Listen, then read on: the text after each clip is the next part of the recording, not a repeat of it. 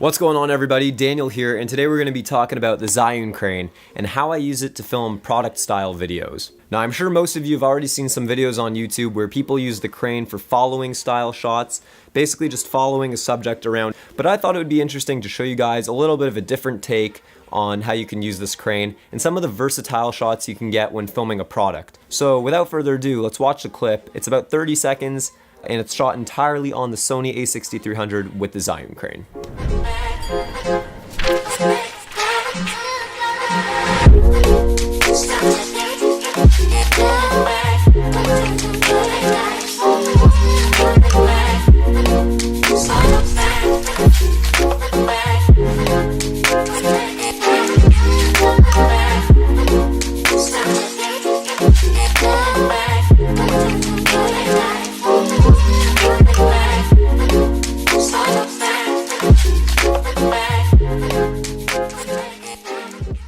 So obviously this is different from your typical style of product video. We weren't shooting on a white backdrop because we wanted to actually showcase the creation of this burger, or sushi burger if you will. The Zhiyun Crane came in really handy for a lot of these shots, so let's get into some of them and how we can accomplish these looks.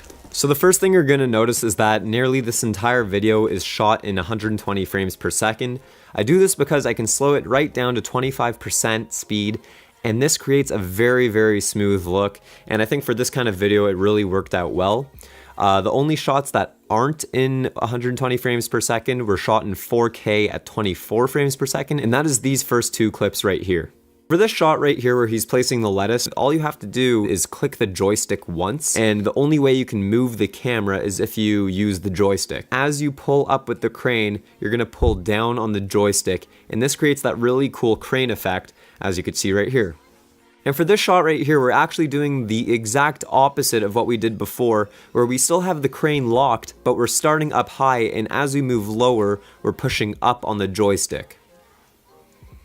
So for this shot, we actually have a sort of dolly-in effect, and we're just basically holding the crane horizontally and pushing in slowly.